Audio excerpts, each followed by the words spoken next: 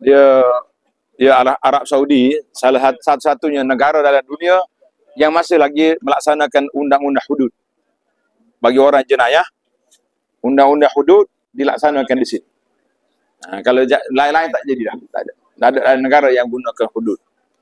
Dalam bab ibadat banyaklah dalam bab hudud. Jadi di antara salah satu tempat yang dia pancung kau orang yang bersalah depan tu. Tu depan masjid tu. Ada akak. Dululah zaman saya belajar dulu. Waktu pancung pagi Jumaat. Pagi jemaah kalau kita nak tengok orang pancung pukul 8 pagi kita ronda dengan kereta sini. Kita tengok banyak polis, kereta-kereta parking sini dia angkat kosongkan. Kita tunggulah nak tengok kak. Dia pagi Jumaat, dia mati ke hari Jumaat. Dia pancung cepat. Dia punya pedang sayaf tu tajam Tengoklah berapa kes ada. Tu mahkamah tinggi Madinah. Mahkamah akan datang dibaca sini. Penghakiman dia baca di sini. Keputusan hakim bahawa orang ni telah disabit kesalahannya membunuh orang dengan sengaja dan keluarganya tidak memaafkan, maka dijatuhkan hukuman qisas. Dia panggil qisas mana hukuman pancung lah. Balas bunuh. Dia tak mangan guna kursi elektrik semua tu zalim lah tu. Balas bunuh. Tapi dalam Islam ni memaafkan lebih baik. Memaafkan lebih baik. Guru saya yang mengajar 40 tahun mengajar kitab Muwatta dalam Masjid Nabi sallallahu alaihi wasallam, Syekh Atiyah rahimahullah taala, waktu dia mati tu ada kosong di sebelah Imam Malik. Kubur dia dengan Imam Malik tiga kubur ya. Oh, Syekh Atiyah.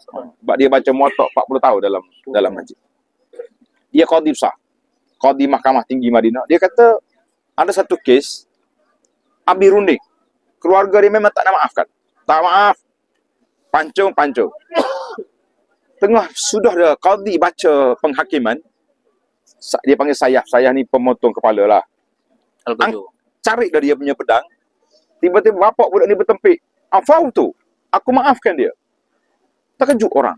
Jadi sayaf tu, dia kata sawa ni berapa saat je nak turun. Kalau turun tu maaf tak jadi dah. Mana boleh tambah balik kepala, doktor ada pun. Jadi dia sempat dia break. Semua orang terkejut. Pergi tanya bapak budak ni kenapa maaf. Dia kata waktu nak jatuhkan hukum. Dia kata dia di dua orang ni berkelahi. Sebenarnya nasib anak aku yang kena pancung. Kalau tidak anak aku yang bunuh dia. Jadi aku harapkan Allah Ta'ala maafkan anak aku. Dengan sebab aku maafkan anak kawan ni. Allah. Semua orang satu padang menangis. Itulah dia panggil keadilan hukum Islam. Alhamdulillah. Jadi sekarang ni kita berada di masjid. Nama dia Masjid Musalla. Apa nama musalla? Tempat solat raya. Kenapa nama Ramamah? Dikatakan. Baca ayat dikatakan maknanya diceritalah. Maknanya waktu Nabi sini awan teduh. Awan. Ramamah tu mana awan? Awan bagi teduh kan supaya Nabi kita tak ada bayang. Wallahu a'lam.